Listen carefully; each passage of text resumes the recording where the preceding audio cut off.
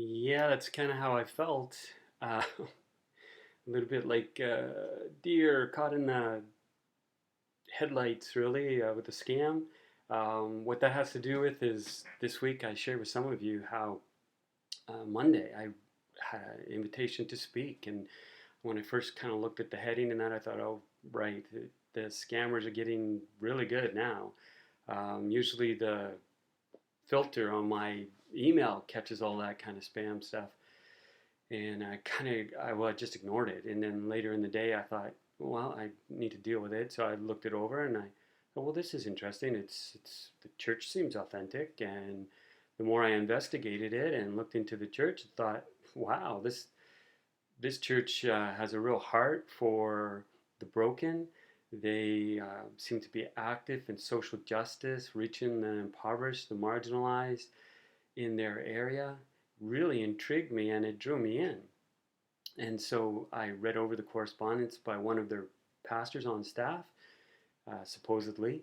And then I listened to a couple messages online from their lead pastor, their senior pastor, and then another message by the pastor Peter, again, supposedly, who was the one who was corresponding with me. Logos, everything looked legit to tie in with his church in Wales. I've received invitations before. They humble me. I'm grateful. I've been able to speak and be a part of, you know, not a lot, but some conferences in Atlantic Canada.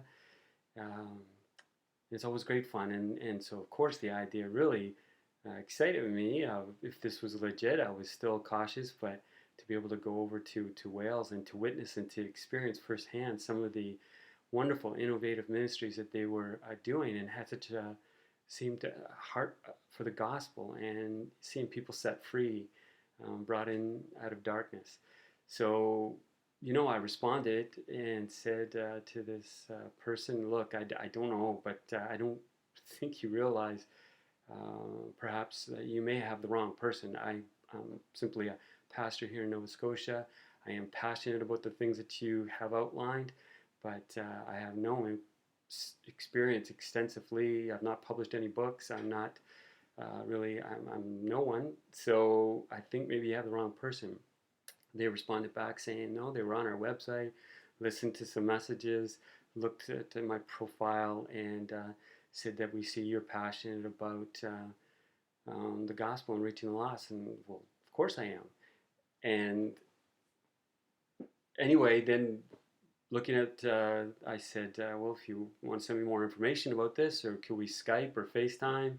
And I received more information, documentation that again looked incredibly well prepared and planned. And the focus, the topic that they assigned me was about how to set aside the mundane things of this world and press in, be all we are called to be in Christ.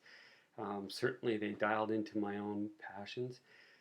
Um, in the engagement speaking contract, again, which looked good, authentic, I was to respond immediately to somebody who would help me to secure a Tier 5 temporary visa permit to spend the weekend there, um, and that I would need this to get cleared right away. And this gave me pause, and I sent out a few help requests, but thankfully, a very savvy researcher in my small group um, last night sent me an article that he had found from a published author and a speaker who has been around the world at different conferences. Sadly, he too was taken in by the same scam. He said of all the engagement contracts that he's seen, this was one of the most well laid out, organized, and prepared. Looked real to him, but as it drew near securing everything, getting everything done, he ended up losing about $1,000 American, trying to accommodate their getting this Tier 5 temporary work visa accomplished.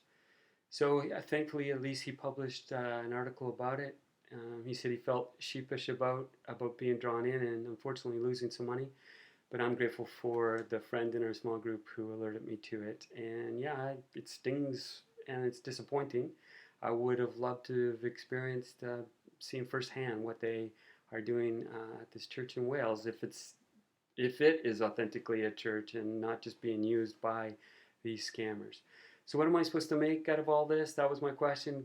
God, why would I need this to come? And I don't need such a disappointment. What did you intend in this? And I don't definitively know. All I know is that I did receive some good seed thoughts of some of the things that they are doing there. And in my prayer life, I'll continue to ponder it. But it did remind me, again, we've been going through this Revelation series and we've been seeing just how seductive, alluring, and scheming the evil one is to undermine pastors and preachers and churches who really want to be on mission with Jesus. And so we do need to be wary. We do need to be alert. It reminded me of Jesus' words to Peter.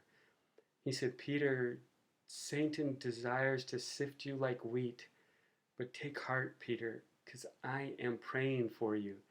What an encouragement to realize that Jesus is not caught unaware by these things. He is our great shepherd. He watches over the sheep, and he is praying for us. And I'm glad to be made aware of the scam that it was. Um, and we'll deal with it. You know how I'm going to deal with it most of all? How I'm going to deal with this scam? I'm going to deal with it by remembering the beautiful little grandbaby, baby Ruth, and how sweet she is. We're looking forward, other than seeing her at her birth, Jen and I are looking forward to very soon going and spending some time with Bethany, the mom of baby Ruth, and her husband Joe, our son-in-law, and to see our kids and rejoice in that. So that's great consolation for me, even though I feel a little sheepish, like this deer caught in the headlights in this mock-up picture. But in other news, I want to just lastly close out by saying, listen, we're excited. Speaking of speakers, we've got a great speaker coming this weekend, Pastor Mike Miller, and with Challenge. And yeah, the music's going to be lively, but I want to encourage you all to get out and to support this as you are through the volunteering of making it happen over the weekend, but also to take in the services because, again, a great speaker, and it's really the fruition and answer of all your prayers that God would continue to reach the next generation, to reach our wonderful youth, and to support them in this wonderful ministry initiative. And the last thing I want to say is right after, and we get through the honoring of our veterans and what our blessed men and women in uniform in Remembrance Day, but we immediately thereafter need to be gearing up for the live Nativity. And our team is anxious to see people get signed up, and there's going to be an opportunity to do that this weekend in the foyer, along with everything else that you're going to take in through Challenge. So bless you all. Again, thank you so much for meandering along with me today. Have a great, great, great weekend. Isn't she cute?